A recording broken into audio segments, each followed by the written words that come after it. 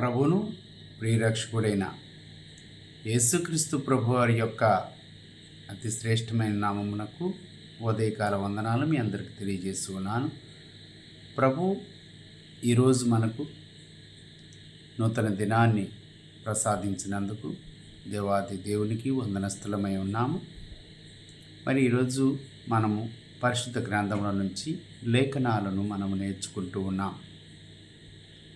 దేవుడు తను ఇచ్చిన కృప మహదేశ్వరమునకు బట్టి ఈరోజు వాక్యం వింటున్న మీ అందరూ కూడా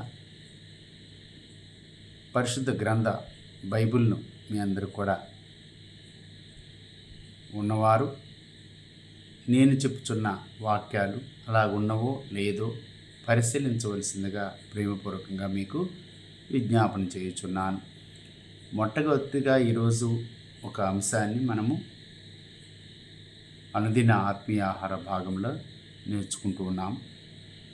ఈ అంశంలో దేవుడు తను చూపించే కృప ఎంత గొప్ప కృపో, మన ఎడల జాలి చూపుతూ ఉన్నాడని, శాంతికరుడై ఉన్నాడు, మహోన్నతుడి సాటు నివసించువాడే, సర్వశక్తిని నీడను విశ్రమించువాడని, సమస్తమును ఆయన తన ఆధిపత్యం తను మనపై ఏ విధంగా కృప చూపుతున్నాడో వాక్యాల ద్వారా మనం నేర్చుకుంటున్నాం. ఈ అంశాన్ని దేవుని చేతిలోని మట్టి లాంటి వాళ్ళం. ఆదికాండంలో మనందరిని కూడా మట్టి నుంచే ఎన్నుకున్నాడు, మట్టి నుంచి మన నిర్మాణం చేసి ఉన్నాడు. దీన్ని బట్టి మనము ఈరోజు ఇర్మియా గ్రంథము 18వ అధ్యాయంలో వాక్యాలను మనం నేర్చుకుందాం. ఇర్మియా గ్రంథము 18వ అధ్యాయము 1వ వచనం నుంచి చూద్దాం. ప్రియ సహోదరి సహోదరులారా, వాక్యాన్ని మనము ఇర్మియా గ్రంథము 18వ అధ్యాయము 1వ వచనం నుంచి చదువుతూ ఉన్నాం. చాలా జాగ్రత్తగా మీరు వాక్యాలను పరిశీలించవలసిందిగా ప్రేమపూర్వకంగా మిమ్మలను కోరుచున్నాను. ఇర్మియా గ్రంథము 18వ అధ్యాయం 1వ వచనం నుంచి. యెహోవా వద్ద నుండి ఇర్మియాకు ప్రత్యక్షమైన వాక్కు, నీవు లేచి కుమ్మరి ఇంటికి పొమ్ము, అక్కడ నా మాటలు నీకు తెలియజేతును. నేను కుమ్మరి ఇంటికి వెళ్ళగా వాడు తన సారి మీద పని చేయుచుండెను.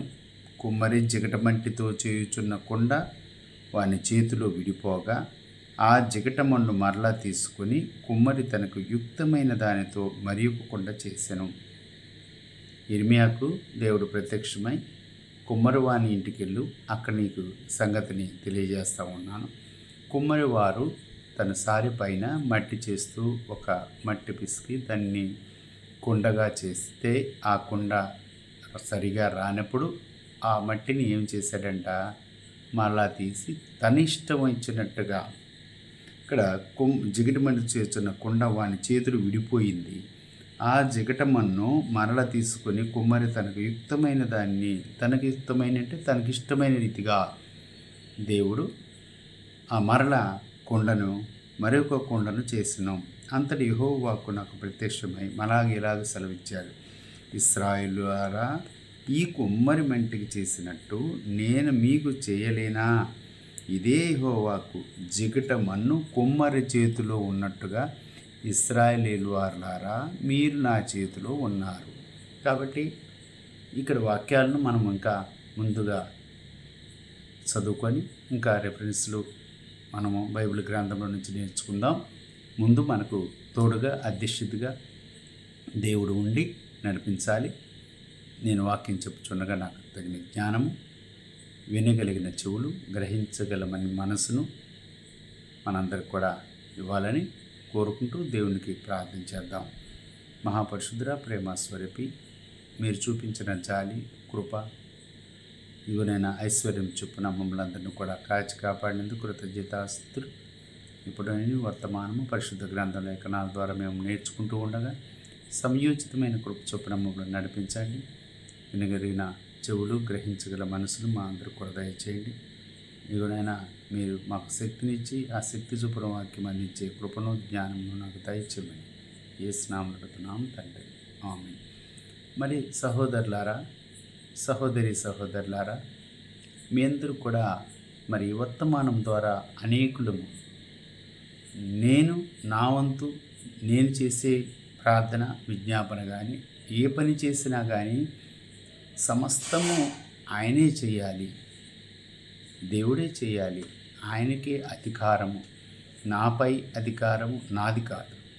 నన్ను ప్రేమించి నా కొరకై త్రాణం పెట్టి తిరిగి లేసిన క్రీస్తు ప్రభువారి నా కోసం మరణించాడనే ఉద్దేశంతో ప్రతి ఒక్కరూ కూడా పనిచేసే వారంగా ఉండాలి.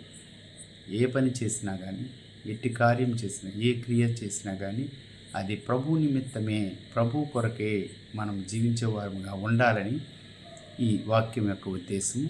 ఈరోజు ఏప్రిల్ రాసిన పత్రిక 13వ అధ్యాయము, ఏప్రిల్ రాసిన పత్రిక అపోస్తలుడైన పౌలు గారు 13వ అధ్యాయం 5వ వచనంలో వాక్యాలను మనం నేర్చుకుంటూ ఉన్నాం. 13వ అధ్యాయం 5వ వచనం.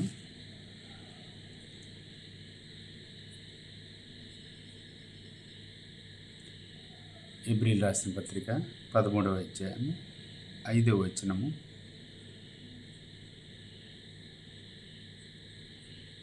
ధనాపేక్ష లేనివారై మీకు కలిగిన వాటితో తృప్తి పొందండి. నిన్ను ఏమాత్రం ఈడును, నేను ఎనవడను, ఎడబాయను అని ఆయనే చెప్పిన కదా. కాబట్టి ప్రభు నాకు సహాయుడు, నేను భయపడను. నరమాత్రుడు నాకేమి చేయగలడు అంటాడు. 146 కీర్తనలో మీ అందరికీ తెలిసిన వాక్యాలు ఉన్నాయి. రాజుల చేతనైనను నరుల చేతనైనను రక్షణ లేదు అంటాడు, వారు నమ్ముకొనకుడి అంటాడు. మరి వాక్యాల్లో చూసుకుంటే నరమాత్రుడు మనకేం చేయగలడు? నరుడు ఏమీ చేయలేడు. ఇర్మియా గ్రంథంలో కూడా మనము పరిశీలించినట్లయితే 17వ అధ్యాయము 5వ వచనంలో 17వ అధ్యాయం, యెహోవా ఎలాగూ సెలవిచ్చాడు, నరులను ఆశ్రయించి శరీరాలను తనకు ఆధారముగా చేసుకొని తన హృదయమును యెహోవా మీద తొలగించువాడు శాపగ్రస్తుడు. నరులను ఆశ్రయిస్తే దేవుని ఆశ్రయింతేనే, యెహోవాను ఆశ్రయించక యెహోవా ఇలాగ సెలవు, నరులను ఆశ్రయించి శరీరాలను తనకు ఆధారంగా చేసుకునే వారికి శ్రమలు విస్తరిస్తాయని, యెహోవా మీద నుండి తన హృదయాన్ని తొలగించుకునేవాడు శాపగ్రస్తుడు. వాడు ఎడారిలో మరి ఎలాగుంటాడో చూస్తే ఆరోను ఉత్సవం వలె ఉండును. మేలు వచ్చినప్పుడు అది వానికి కనపడదు. వాడు అడవులో కాలిన నేలనందును, కాలిన నిర్జనమైన సవిటి భూమి అందును నివసించును. యెహోవాను నమ్ముకున్నవాడు ధన్యుడు, యెహోవానికి ఆశ్రయముగా ఉండడం. దేవుణ్ణి నమ్ముకునే వారిగా ఉండాలి తప్ప నరులను నమ్ముకోవడం ఏ మాటకి కూడా కరెక్ట్ కాదని వాక్యముల ద్వారా మనం నేర్చుకుంటూ ఉన్నాం. కీర్తన గ్రంథంలో కూడా 33వ అధ్యాయము నరుల గురించి మనము చెప్తూ ఉన్నాం సమాచారం. నరులు మన యందు ఎవరు కూడా మేలు చేసేవాడు లేడు, కీడు చేసేవాడు తప్ప. వాళ్ళని ఆశ్రయించి వారి మాట విని నమ్ముకునకుడి అని దేవుడే మనతో మాట్లాడుతూ ఉన్నాడు. 33వ కీర్తనం 16వ వచనంలో చూసినట్టయితే, ఏ రాజును సేనాబలము చేత రక్షింపబడడు, ఏ వీరుడును అధిక బలము చేత తప్పించుకొనడు. రక్షించుటకు గుర్రము అక్కడ రాదు, అది దాని విశేష బలము చేత మనుషులను తప్పించజాలదు. వారి ప్రాణమును మరణం నుండి తప్పించుటకును, కరువులో వారిని సజీవులను కాపాడుటకును యెహోవా దృష్టి ఆయన యందు భయభక్తులు గల వారి మీదను, ఆయన కృపను కనిపెట్టు వారి మీదను నిలిచి ఉన్నది.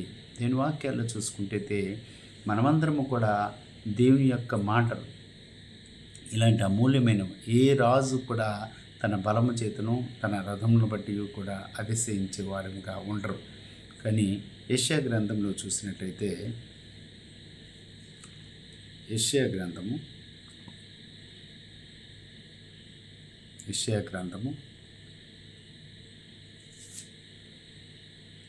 31వ అధ్యాయము.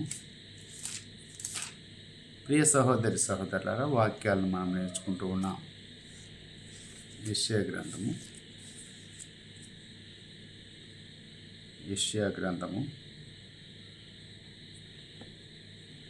31వ అధ్యాయము.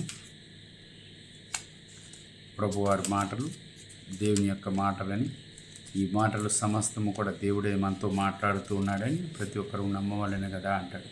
31వ యెషయా గ్రంథము 1వ వచనంలో, ఇశ్రాయేలు పరిశుద్ధ దేవుని లక్ష్యపెట్టుకయు యెహోవా యొద్ద విచారింపకయు సహాయము నిమిత్తము ఐగుప్తునకు వెలుచు గుర్రములను ఆధారము చేసుకొని వారి రథముల విస్తారములనియు రౌతులు బలాఢ్యులనియు వారిని ఆశ్రయించు వారికి శ్రమ. చూసినట్టయితే గుర్రములను, రాజులను, నరులను ఆశ్రయించిన వారికి శ్రమ వాక్యాలు మనం చూసుకుంటూ ఉన్నాం. ఎబ్రీలు రాసిన పత్రిక ఇందా మనం చూసుకున్నాం. యెషయా గ్రంథము 29వ అధ్యాయము 16వ వచనంలో, 29వ అధ్యాయం 16వ వచనంలో దేవుని వాక్యాలు, అమూల్యమైన వాక్యాలు మనం నేర్చుకుంటూ ఉన్నాం. దేవుడు తన కృపా ఐశ్వర్యం చొప్పున మనలను రక్షించుటకు, అయ్యో మీరెంత మూర్ఖులు, కుమ్మరికిని మంటికిని భేదము లేదని ఎంచుతగునా, చేయబడిన వస్తువును దాన్ని చేసిన వారిని గూర్చి ఇతడు నన్ను చేయవచ్చునా, రూపించబడిన వస్తువు రూపించు వారిని గూర్చి ఇతనికి బుద్ధి లేదనవచ్చునా. ఇకను కొద్ది కాలమైన తర్వాతనే కదా. చూస్తున్నట్లయితే వాక్యాలు, చేయబడినవాడు, రూపించినవాడు దేవుడు. నన్ను ఎందుకు రూపించావు ఈ విధంగా, ఈ స్థాయిలో నేను ఉండటానికి కారణం నువ్వే అని ప్రశ్నించే హక్కు, అధికారం మనకు లేదని గమనించవలసిన వారిగా ఉన్నాం. దేన్ని బట్టి కూడా అతిశయించకూడదు. దేవుడు మనకు సృష్టికర్త అయిన దేవుడే మనకు సమస్తమును ఆధారమై ఉన్నాడు. ఆయన మాత్రమే అధికారము మనపై ఉన్నది అనేది గ్రహించే వారిగా ఉండాలి. 127వ కీర్తన 1వ వచనంలో చూసినట్టయితే పరిశుద్ధ గ్రంథ లేఖనాల ద్వారా మనము నేర్చుకుంటూ ఉన్నాం, ఆదరణ పొందుతున్నాం. కానీ ప్రతిదీ కూడా సమస్తము దేవుడే చేసేవారుగా 127వ కీర్తన 1వ వచనంలో ఈ విధంగా దేవుడు, యెహోవా ఇల్లు కట్టించని ఎడల దాన్ని కట్టువాని ప్రయాసం వ్యర్థమే, యెహోవా పట్టణమును కాపాడిన ఎడల దాన్ని కావలు కాయువారు మేలుకొని ఉండుట వ్యర్థమే. ఏది చేసినా కట్టేవాడు, ఇల్లు కట్టాలి అంటే, ఏదైనా కార్యము మన జీవితాల్లో ఆయన జరిగించాలి అంటే సమస్తమును కట్టువాడు ఆయనే అంటాడు. గృహం నిర్మించేవాడు, చేసేవాడు. మరి ఇర్మియా గ్రంథం 18వ అధ్యాయంలో కూడా చదువుకున్నాం. ఏదైనా మట్టిగా సారిపై మట్టిని పిసికేవాడు, వేసేవాడు, చేసేవాడు. కుండగా చేయవచ్చు, బొమ్మగా చేయవచ్చు, మూతగా చేయవచ్చు, చిన్న పాత్రగా చేయవచ్చు, గ్లాసుగా చేయవచ్చు, మంచినీళ్ళు తాగే ఒక కూజాగా కూడా తయారు చేయవచ్చు. అది కుమ్మరివాని యొక్క ఇష్టం, అంటే దేవుని యొక్క ఇష్టం. కానీ ఇక్కడ చెప్పబడిన వాక్యాలతో మనం చూసినట్టయితే యోహాను సువార్త 14వ అధ్యాయంలో కూడా, ఇంకా యోహాను సువార్త 14వ అధ్యాయము 23వ వచనంలో క్రీస్తు ప్రభు వారు ఈ విధంగా తెలియజేస్తూ ఉన్నారు. 14:23వ వచనంలో, యేసు, ఒకడు నన్ను ప్రేమించిన యెడల వాడు నా మాట గైకొనును, అప్పుడు నా తండ్రి వాణ్ణి ప్రేమించును, మేము వాని వద్దకు వచ్చి వాని మీద నివాసం చేసేదను. ప్రేమించిన వాడు ఎలాగుంటారు? ప్రేమించేవారు. దేవుని ప్రేమించేవారు అనగా సంకల్పం చొప్పున పిలువబడిన వాళ్ళకు మేలు కలుగుటకై సమస్తము సమకూలి జరుగుచును అని ఎరుగుదము అంటారు. దేవుని యొక్క వాక్యాలను మనము నేర్చుకుంటూ ముందుకు సాగేవారముగా ఉండాలి. రోమీయులకు రాసిన పత్రిక అపోస్తలుడైన పౌలు గారు రోమీయులకు రాసిన పత్రిక వాక్యాలను మనం ఇంకొన్ని వాక్యాలు నేర్చుకుందాం. 9వ అధ్యాయము, రోమీయులకు రాసిన పత్రిక 9వ అధ్యాయము 20వ వచనం మనం చూసినట్టయితే, దేవుడు తన చేతిలో మనల్ని ఏ విధంగా గాజు వస్తువుగా చేయవచ్చు, చెక్క ఒక బీరువాను చేసేవాడు, టేబుల్ని చేసేవాడు వడ్రంగి మేస్త్రి అని చెప్పాం. అది కూడా ఆయన ఇష్టం వచ్చినట్టు చేస్తారు. ఒక రాయిని తీసుకుని వచ్చి శిల్పి శిల్పం కావలసిన రీతిగా యుక్తమైన వాటిగా కొండను ఆ విధంగా చేశాడు. ఇతను కూడా తన యుక్తి చొప్పున, తన ఇష్టము చొప్పున మనలందరినీ కూడా చేయగల సమర్థుడు. గొప్ప రాజుగా యోసేపును ఏ విధంగా ఐగుప్తు దేశానికి ఒక బానిసగా పంపించి గొప్ప రాజుగా చేశాడు, ఆ విధంగానే యోబు గారిని కూడా ఏ స్థితిలో ఉన్నాడో తర్వాత ఆ స్థితిని మార్చి తన ఇష్టం వచ్చినట్టుగా మరలా అతన్ని ఆయన సహనాన్ని, ఓర్పును గమనించి మరలా దేవుడు ఉన్న వాటికన్నా మరి ఎక్కువగా, పోగొట్టుకున్న వాటికన్నా ఎక్కువగా మరలా యోబు గారికి ఇచ్చాడు. అంత గొప్ప ధన్యత ఆయన చేతిలో ఉండేవారు. క్రీస్తు ప్రభు వారు రాళ్ళను రొట్టెలుగా మార్చినప్పుడు చూసాం పరిస్థితులు ఎలా ఉన్నవో. చేంజ్. నీటిని కనాను వివాహంలో ద్రాక్షారసముగా మార్చినప్పుడు మొట్టమొదట తాగిన ద్రాక్షారసము కన్నా ఆయన చేతులు మారింది చూసారా? ఆ గొప్ప ద్రాక్షారసం ఎంత అద్భుతము, ఆశ్చర్య కార్యము జరిగిందో. ఈ ద్రాక్షారసం కన్నా తరువాత చేసిన ద్రాక్షారసం, నీటిని ద్రాక్షారసం మార్చి ఎంత రుచిగా ఉన్నదో అంట. చూసినట్టయితే ప్రభువారు మరి ఎంత అద్భుతాలు చేశాడో. చేపలు పట్టే వారికి మరి లోకస్వార్త 5వ అధ్యాయంలో గొప్ప ఆయన హస్తము చూపించాడు, చేయి చూపించాడు. ఈ లోతుగా వేయండి అయ్యా, రాత్రంతయు చేపలు పట్టాం కానీ ఒక్క చేప కూడా దొరకలేదయ్యా అని చెప్తే, నా మాట చొప్పున వేయండి. ఆయన మాట విని ఆయన ఆజ్ఞకు లోబడి విధేయులమై ఉంటే ఎంత ఆశ్చర్యం జరిగిందో చూడండి.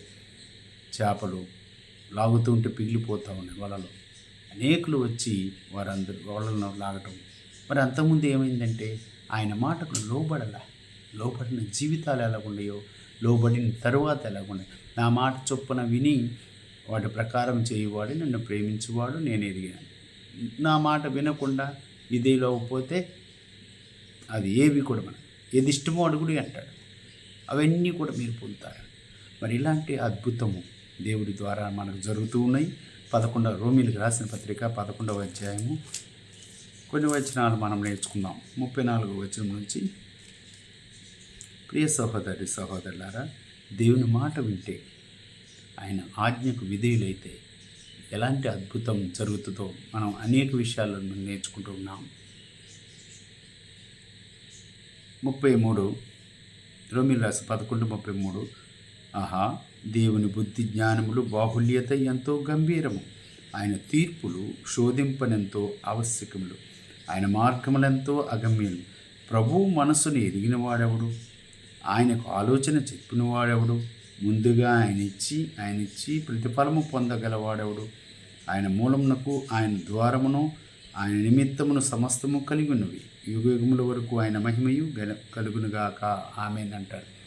దేవుని సమస్తము ఆయన పేరిటే కలిగారు. సమస్తము కూడా ఏది జరిగినప్పుడు కూడా ఆయనే జరిగించాడని మనమందరం కూడా ఆయన ఘనపరిచి ఆరాధించి మహింపరిచే వారముగా ఉండాలని యెషయా గ్రంథము 45వ అధ్యాయంలో, యెషయా గ్రంథము 45వ అధ్యాయము 9వ వచనంలో చూస్తే, ప్రియ సహోదరి సహోదరుల వాక్యాన్ని పరిశీలిస్తూ ఉన్నాం. చాలా జాగ్రత్తగా మీరు వింటున్నారని అనుకుంటున్నాను. విన్న వాక్య ప్రకారం మనం నడిచినట్టయితే జీవితాలు అద్భుతం జరుగుతుంది మనకు. 45వ యెషయా గ్రంథము 49వ వచనము, మంటికొండ పెంకులలో ఒక పెంకై ఉండి తన్ను సృజించిన వానిని వాదించువానికి శ్రమ, జిగటమన్ను దాన్ని రూపించువానితో నీవేమి చేయుచున్నావు అని అడుగుదువా? వీనికి చేతులు లేవని నీవు చేసినది నీతో చెప్పుదునా? నీవు ఏమి కనుగొంచున్నావు? తన తండ్రితో చెప్పువానికి శ్రమ. చూసినట్టయితే మనము మంటికొండ పెంకులో నుంచి ఒక పెంకు ఎందుకు నన్ను ఇలా చేసావు అని అడుగుతుందంట. ఎవరిని? చేసిన వాడిని. కొండ పెంకులో నుంచి ఒక చెయ్యి లేదు నాకు, ఈ చెయ్యి లేకుండా నన్ను ఎందుకు సృష్టించావు? ఒక కన్ను లేదు, కన్ను లేకుండా ఎలా సృష్టించావు అని అడే అర్హత మనకు లేదు. ఆయన ఇష్టం, ఆయన చిత్తం. ఏ విధంగా చేసుకోవాలో, ఎలాగా మలుచుకోవాలో, మనను రాయి చేతన కూడా రాగాలు పలికించుగల అద్భుతకరుడు, ఆశ్చర్యకరుడు, మహోన్నతుడు మన దేవుడు. ఆయనకే ఘనత, మహిమ, ప్రభావం. మనం ఎంతటి వాళ్ళము చూసినట్టయితే 2 చిన్ని చేపలు 1 రొట్టె తీసుకొని చిన్న పిల్లవాడిని నుంచి మరి ఆశీర్వదించాడు. అవి ఆ పిల్లవాడికే సరిపోతాయి, కానీ ఎవరు సరిపోవు. కానీ ఆ రోజు చూసినట్టయితే ఆశ్చర్యం జరిగిందా లేదా? 12 గంపలకు ఎత్తారు. పురుషులు మాత్రమే తినగా అద్భుతం దేవుడు చేశాడు క్రీస్తు ప్రభువారు. ఆయన మన జీవితాలు కూడా ఆ విధంగానే ఇంకా మిగిలే కానీ మనకు కీడు, అపాయం, ఏ తెగులు కూడా నీ గుడారమును సమీపించదని వాగ్దానాలకు విధేయులేమున్నాం. ఆ విధేయత చొప్పున మనం విధేయత చూపించి దేవునికి ఆయన చెప్పిన మాటల ప్రకారం, వాక్య ప్రకారం ప్రవర్తిస్తూ మన వాక్యమైన అర్థంలో మన సహజ ముఖాన్ని, ప్రవర్తనను సరిచేసుకునేవారిగా ఉండాలని వాక్యము మనం నేర్చుకోవటం అనేది జరుగుతుంది. ప్రియ సహోదరి సహోదరులారా, మరి మనకు యెషయా గ్రంథము 64వ అధ్యాయము మరి ముఖ్యంగా కొన్ని వచనాలు నేర్చుకుందాం. 8వ వచనాన్ని చూసినట్టయితే, మా దోషముల చేత నీవు మమ్మను కరిగించి ఉన్నావు.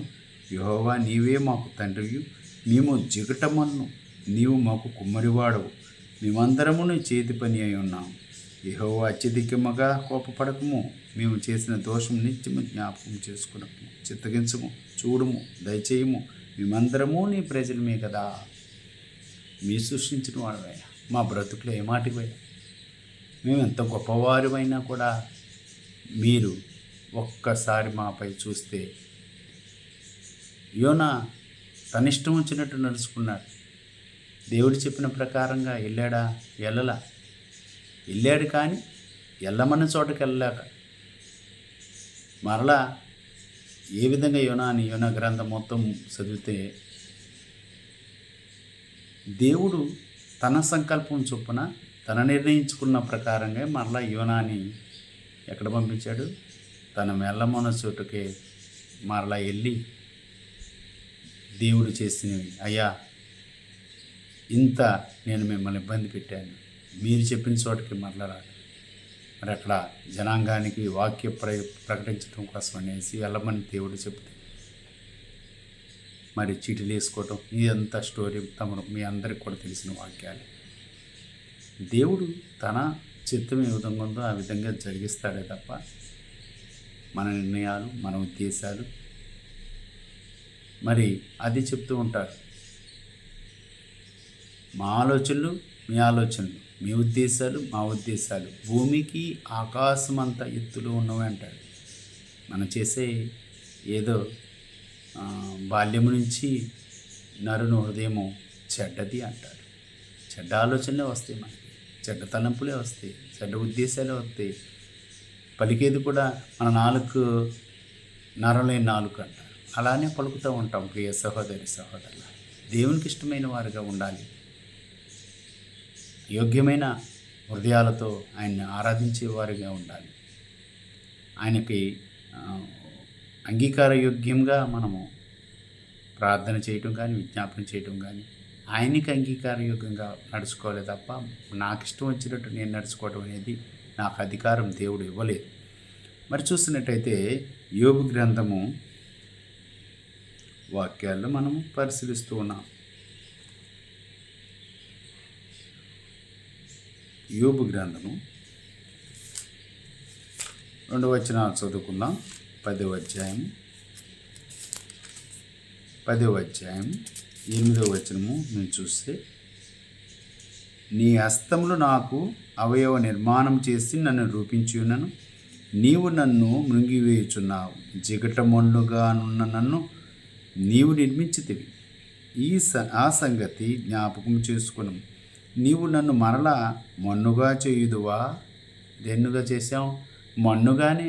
మట్టి నుంచి మనము ఆదికాండంలో దేవుడు నిర్మాణము చేసి మన స్వరూపాన్ని దేవుని స్వరూపంలాగా చేసి నాసికారంధ్రంలో జీవవాయువు ఊదగా జీవాత్మాయ మనం ఎంతటి వాళ్ళమై? గడ్డి పువ్వు లాంటి వాళ్ళమంట. ఆవిరి లాంటి వాళ్ళమంటాడు, త్రాసు మీద ధూళి లాంటి వాళ్ళమంటాడు, చేద నుండి జారిపోయిన నీటి బిందువు లాంటి వాళ్ళమంటాడు. మన జీవితాలు ఉదయమునే గడ్డి పువ్వు వికసిస్తూ ఉంటుంది, చక్కగా అనిపిస్తాయి. కాసేపటికి ఆ గడ్డి పువ్వు మాడిపోతుంది. మన జీవితాలు ఎంత మరలా మన్నుగా మరుస్తావా? మరలా ఎక్కడికి వెళ్తాం? మన్ను అయినది మరలా మన్నుకే చేరుద్ది. మన జీవితం అంత హీనమైన స్థితిలో ఉన్నది. కానీ అదే రీతిగా ఎఫెసీ పత్రిక